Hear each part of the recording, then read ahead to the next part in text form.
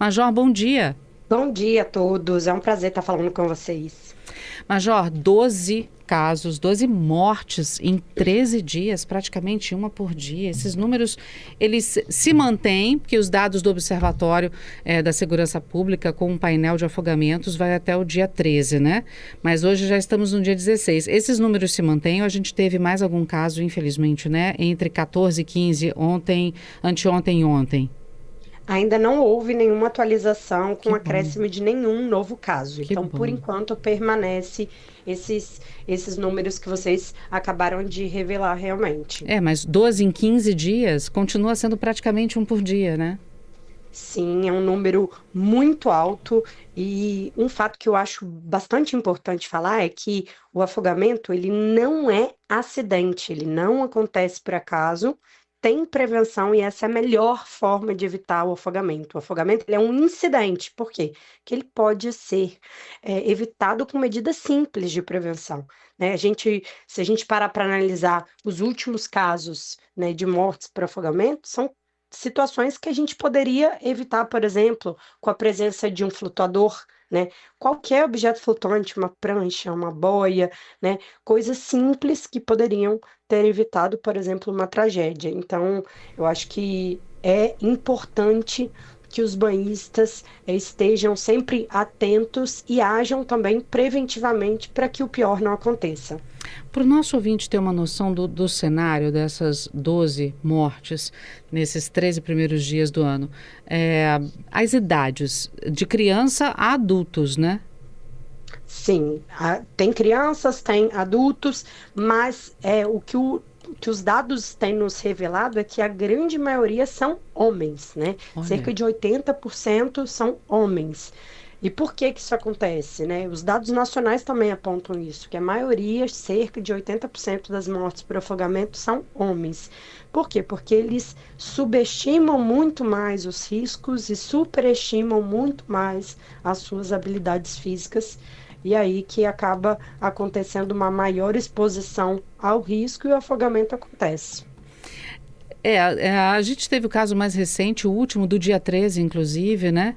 Foi de um fisiculturista e personal trainer que horas antes, né, estava na praia, divulgou a imagem e tal, que ele tentou nadar ali em Vila Velha até a praia de Pituã com um colega.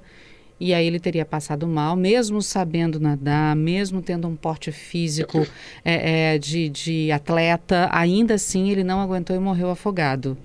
Pode ser um exemplo disso, dos homens que acham que conseguem, que sabem nadar, que são mais fortes. Tem um pouco desse perfil, o Major? Sim, exatamente. Esse é Uhum. um dos casos claros para gente. A Ilha Pituã é uma ilha aí que é um pouco distante ali da praia de Itapuã.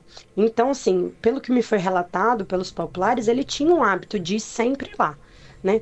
E aí, assim, no dia especificamente, estava ele e um amigo dele. E Uhum. aí, ambos sem qualquer objeto flutuante, né?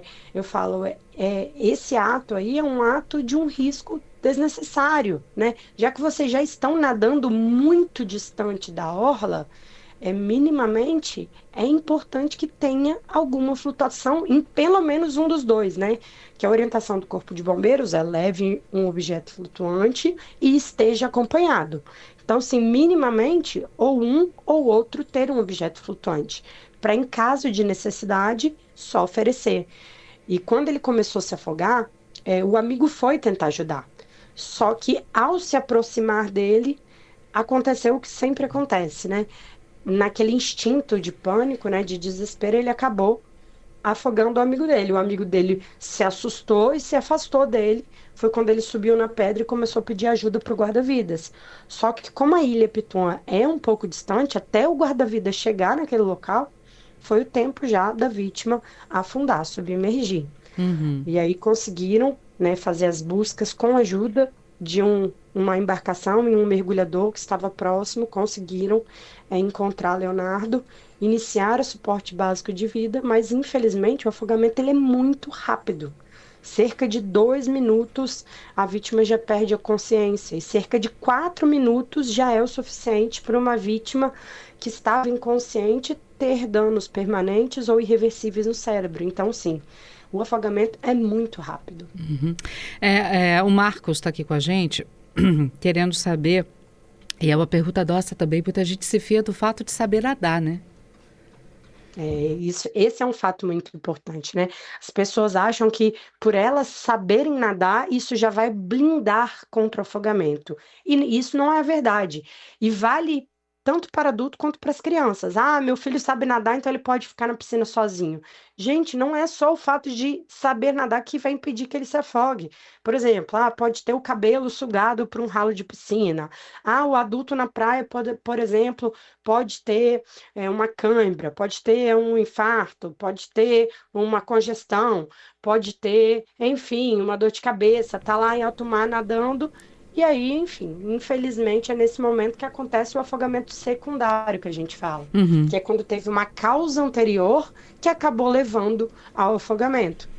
E aí é uma pessoa que saberia nadar, mas acaba se afogando. Dessas 12 mortes, há informação de quem sabia nadar, quantos sabiam nadar ou não? É a pergunta do Marcos também.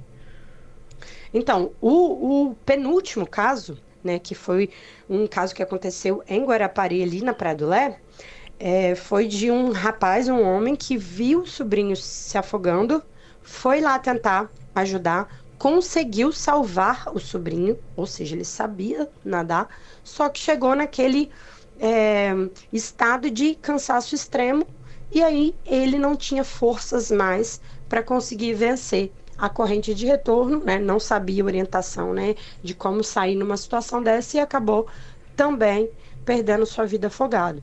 Então, assim, é mais um caso de um homem que sabia nadar, mas acabou ali se tornando uma nova vítima. Apesar de bem intencionado, ele estava despreparado tecnicamente para agir e acabou se aproximando do afogado. E aí, enfim, infelizmente a gente teve mais essa tragédia. Muita gente subestima, né, o poder do mar. Está acostumado muitas vezes a nadar na piscina, consegue nadar, toma todos os cuidados, como a senhora falou, em relação ao ralo, na hora de pular na piscina nas esquinas, mas o mar tem um comportamento completamente diferente e imprevisível, né, Major? Certamente, o mar a gente fala que é um ambiente descontrolado, né? Diferente da piscina, que é um ambiente totalmente controlado. Inclusive, a maior causa de afogamento na praia são as correntes de retorno. E muitas pessoas, muitos banhistas, não conseguem chegar na praia e identificar uma corrente de retorno. E por isso a importância de frequentar locais que tenha supervisão de guarda-vidas e perguntar para ele qual é o ponto mais seguro para eu entrar.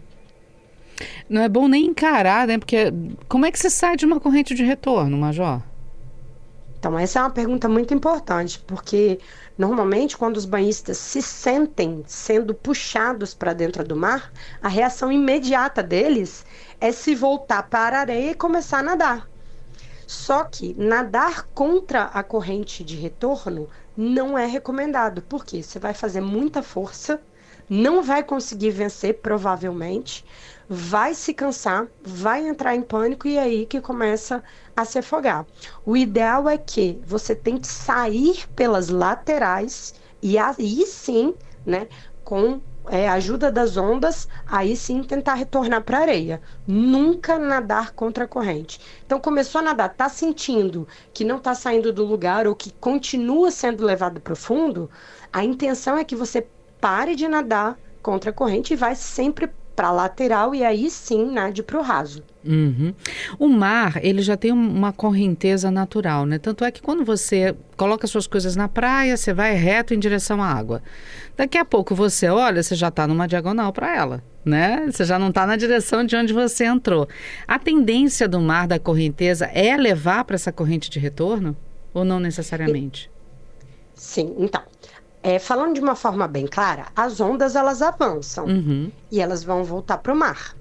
O que é a corrente de retorno? É o encontro de correntes laterais formando uma forte corrente para dentro do mar. Então, aquele fluxo de água que avançou com a onda, ele vai voltar formando uma corrente. Então, são várias correntes que são formadas. E essas correntes, elas não são fixas. Você vai lá, hoje está aqui, amanhã vai estar no mesmo lugar. Não, elas são móveis, porque varia com o quê? Varia com o vento, varia com a corrente, né? Enfim, uma série de fatores que influenciam.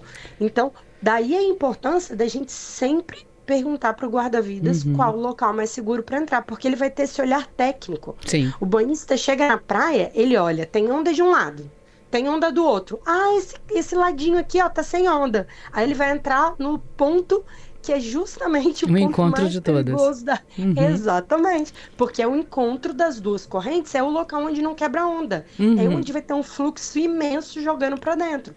Só que isso não é muito visível quando as ondas não estão muito grandes, por exemplo. Não é Uhum. tão fácil, tão perceptível ao olho do banhista identificar.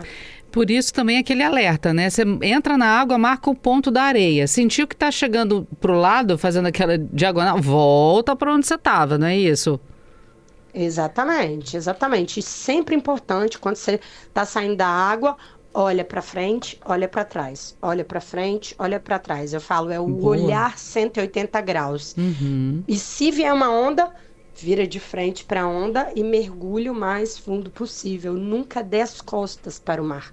Sempre quando a gente vai sair do mar, é olhar 180 graus. 180 graus, sempre tentando se manter no local onde você entrou, que foi o local orientado ali pelo guarda-vidas. A gente fala muito de praia, mas o mar é mais perigoso do que rio, cachoeira, lagoa?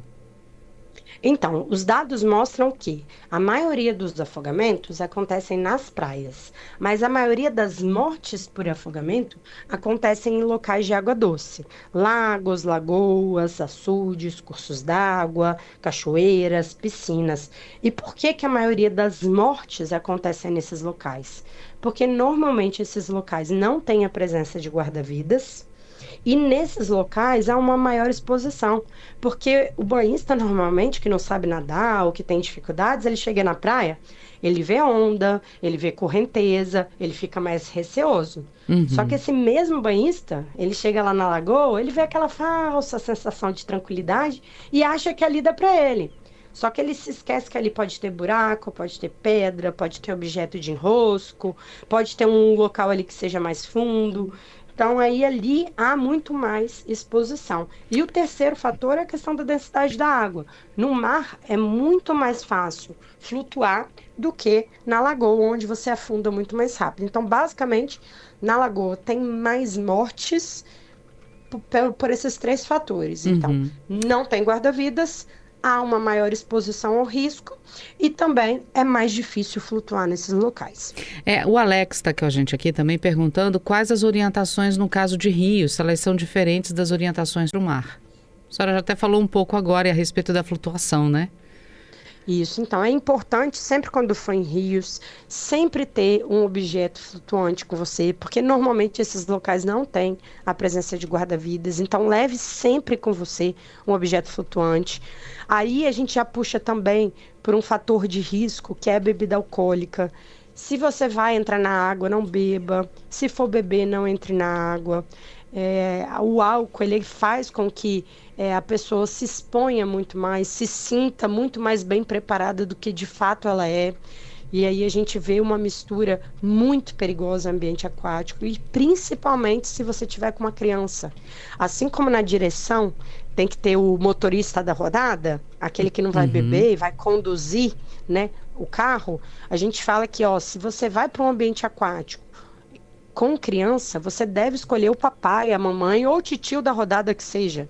Aquele Uhum. que não vai beber e vai ficar 100% atento às crianças. Bom, no mar, água salgada, a senhora já falou dos cuidados, da atenção, de estar sempre perto de um posto aí dos salva-vidas, perguntar para eles qual o melhor lugar. Nesses lugares, rio, cachoeira, lagoa, que normalmente tem água doce, a flutuação é um pouco mais difícil, quais são as orientações? Se tiver salva-vidas, que algumas têm, vai lá e conversa com ele qual é o ponto mais seguro. Se não tiver, a senhora já falou do objeto flutuante, o que mais? Tá.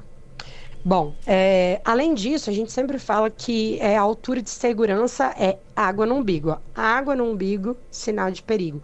Vai entrar na água, sempre tem uma pessoa te acompanhando. Em caso de verificar alguém com dificuldade, alguém se afogando, nunca se aproxime dela. Sempre busque objetos flutuantes para estar oferecendo para essa pessoa. Não tente ultrapassar, atravessar um rio, algo do tipo. Não Até pule porque de rio pedra. também tem correnteza, né, Major? Sim, tem correnteza, tem pedra que escorrega, tem galhos, tem esses objetos de enrosco, como redes, objetos descartados de forma equivocada nesses locais, né? Objetos que foram descartados nesses locais. Então, há muitos riscos ocultos nesses Uhum. locais. E o que a Major, gente vê. fica comigo. Vamos parar aqui nos riscos ocultos. A senhora continua com a gente depois do Repórter CBN? Só um minutinho? Combinado. A gente já volta. Estamos de volta conversando com a Major Gabriela Andrade, ela que é do Corpo de Bombeiros, falando sobre os perigos, os riscos que os banhistas correm com afogamentos. E a gente está falando do mar, está falando da cachoeira, da lagoa, dos rios, enfim. Na ida para o Repórter CBN, a Major falava sobre perigos ocultos que podem ter na água doce. A gente falou das correntezas do rio também, que pode trazer também objetos ocultos, né? Perigos ocultos, não é isso, Major? É isso daí. Muitas vezes o banhista pensa, né, que esses locais são mais seguros que a praia, mas na verdade a maioria das mortes por afogamento acontecem justamente nesses locais de água doce, porque há uma maior exposição ao risco. Uhum. Daí a importância do banhista sempre ter cuidado com esses locais, por exemplo, não ficar pulando de pedras, não ficar subindo em pedras, que muitas vezes elas são escorregadias, ter bastante cuidado, porque pode ter pontos que sejam mais profundos, pode ter galhos, objetos de enrosco, como redes, enfim, objetos que foram descartados nesses locais, por exemplo, carcaça de carro, de bicicleta, ou objetos até cortantes. Então, o banhista deve ficar sempre atento a esses riscos ocultos. Anne Comete está aqui do meu lado querendo saber sobre os riscos das cachoeiras, não é isso, Anne? É, porque cachoeira falam que tem tromba d'água, né? E algumas cachoeiras até tem aquela proteção, né? Uma proteção de ferro pra gente não cair, né? Lógico, na cachoeira seguinte. Mas algumas cachoeiras a gente toma banho antes da queda, né? Outras a gente toma depois da queda. Tem gente que entra debaixo da queda. Exatamente. Então... Essa era a minha dúvida também, porque embaixo da queda recebe a pressão todinha da queda, a tendência a afundar. Como é que é, Major? Então, nesse período de verão, é o período em que mais a gente verifica chuvas torrenciais. E aí a gente está sujeito a um fenômeno chamado cabeça d'água. E o que é a cabeça d'água? É quando teve uma chuva intensa na cabeceira do rio, na parte superior do rio, não necessariamente naquele local onde você está, às vezes ali na queda da cachoeira, pode ser que ali esteja sol. Só que na parte superior lá do rio, vai ter chovido e vai vir um volume abrupto de água de forma muito repentina. E aí o banhista é surpreendido com esse aumento muito rápido do volume de água e acaba sendo arrastado. Se ele estiver embaixo da queda d'água, maior risco ainda. Então, assim, qual a dica de segurança em relação a isso? Sempre verificar a previsão do tempo. Então, tem previsão de chuva para aquele dia? Remarque o passeio. Não vá para uma cachoeira no período de chuvas, num dia que tenha previsão de chuva torrencial, porque a possibilidade de acontecer esse fenômeno chamado cabeça d'água, ele é muito grande. E para o banhista identificar, além desse aumento abrupto de água, é muito comum que comece a ser arrastado folhas, galhos secos, a água começa a ficar mais escura. Por quê? Porque o volume sobe e começa a arrastar vários galhos, folhas que estão bem na margem do rio. Major, os locais com mais casos de afogamentos desses 12 nos 3 primeiros dias do ano? Então, são casos bem variados, tá? A gente teve vários casos de mortes, né, relacionadas a assaltos imprudentes de locais improvisados, por exemplo, pier improvisado, locais que não são adequados para fazer saltos e as pessoas executaram esses saltos. A gente teve casos de afogamento coletivo, né, das pessoas tentarem salvar outras, mas não terem conhecimento de como fazer isso em segurança e acabaram se tornando uma nova vítima. Tivemos alguns casos de crianças, né? Infelizmente, a maioria das crianças morrem afogadas normalmente da piscina da própria casa, em balde, bacia, enfim, poucos centímetros de água é capaz de afogar uma criança nova. Então, sim, a gente teve casos variados, tá? Mas a importância, já fica esse alerta da importância do banhista, dos pais estarem sempre atentos aí a seus filhos. E o curioso também, gente, é que foram 12 mortes que elas não estão concentradas. Ah, Grande Vitória, né? Tem muita praia, vem todo mundo para cá. Não, o estado inteiro de norte a sul. Me corrija se eu estiver errada, Major, mas foram 2 casos em Aracruz, 2 em Guarapari, um em Ibatiba, um em Itapemirim, um em Jaguaré, um em Linhares, um em São José do Calçado, um em São Mateus e um em Vila Velha. Quer dizer, da região metropolitana a gente teve um em Vila Velha e 2 em Guarapari, o resto é interior do estado, certo? Certo. E segue aquela tendência que eu te falei, né? Que a maioria das mortes acontecem em locais de água doce, infelizmente. Major, o motivo para tantas ocorrências e tantas mortes ainda é o erro humano? Eu acho que é um conjunto de fatores, tá? Então, assim, a gente tem um período que está muito quente, né? Então, é natural que as pessoas queiram se banhar. Há um maior fluxo de banhistas em todos os balneários capixabas. Há também, nesse período de férias escolares, há um maior consumo de bebida alcoólica. Isso também contribui para aumentar o número de afogamentos. Há um pouco de falta de cuidado das pessoas, tá? E eu acho que há também a necessidade, sim, que haja um reforço ainda maior também das equipes de guarda-vidas, das equipes do Corpo de Bombeiros. Nós temos trabalhado diariamente com esse aumento, temos trabalhado para aumentar essa prevenção, mas eu acho também que nós fazemos parte desse resultado. Acho que é um conjunto de fatores. Há uma negligência, há uma imprudência do banhista, mas eu acho que também é preciso um reforço das forças de segurança como um todo. E olha, só para dar uma reforçada aqui para o nosso ouvinte, porque a gente fala de 12 em janeiro, nos 13 primeiros dias, mas a gente não pode esquecer de dezembro, porque dezembro tem 31 dias e foram 23 mortes no mês inteiro, no dezembro agora de 2025, ou seja, é um número muito alto também, né, Major? Não, certamente, é um número muito alto. A gente tem uma média aqui anual no Espírito Santo, normalmente é uma morte a cada 2 dias. Isso é uma média do Espírito Santo. E aí, quando chega esse período de verão, que é o período de dezembro e janeiro, acaba aumentando, né, essa média. E a gente não quer que isso aconteça. E daí a importância e o pedido aqui ao banhista para que ele tenha bastante atenção aí no ambiente aquático. Nós temos aí 410 quilômetros de orla, de norte a sul do estado. A gente está com 1.072 guarda-vidas atuando, 141 bombeiros militares diariamente trabalhando na prevenção, e mesmo assim esses números não param de subir. Então a gente precisa do apoio da população no sentido de não se arriscar de forma desnecessária, de forma imprudente. Só mais um comparativo, aproveitando a sua participação conosco aqui, Major. Olha, gente, dezembro de 2024 foram 16 afogamentos. Dezembro de 2025, 23. Em janeiro de 2024, janeiro de 2025 foram 18 afogamentos. No mês de janeiro inteiro de 2025 foram 18, nós já estamos com 12 só na primeira metade de 2026, de janeiro de 2026. Ou seja, são números que, comparativamente com o ano passado, estão altos, bem altos ainda, né? Novembro, dezembro, janeiro, também com esse aumento considerável entre 24 e 25 para 25 e 26. Não, são números realmente que assustam. E detalhe, essas 12 mortes aconteceram somente em 13 dias, né? Assim, uma morte praticamente por dia. Então, são números que assustam. O Corpo de Bombeiros está empenhado em saturar ainda mais os balneários, né? Nós já começamos a Operação Verão fazendo essa saturação.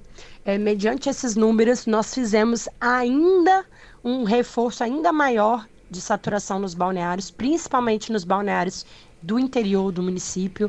E a intenção, né, é que os municípios também estejam colaborando com a gente, né, na contratação de ainda mais guarda-vidas, e a população também seja de forma educada, orientada, no sentido de agir preventivamente, que é a melhor forma de evitar afogamento. É isso aí, gente. Tem salva-vida? Conversa com ele e dê atenção, ouça e entenda a prioridade. Ele está ali, ele está vendo aquilo todo dia, ele sabe como é que é melhor do que você. Não é isso, Major? Então tá lá, perguntou, ouve, entende e obedece. Não é isso, Major? Isso aí, certamente.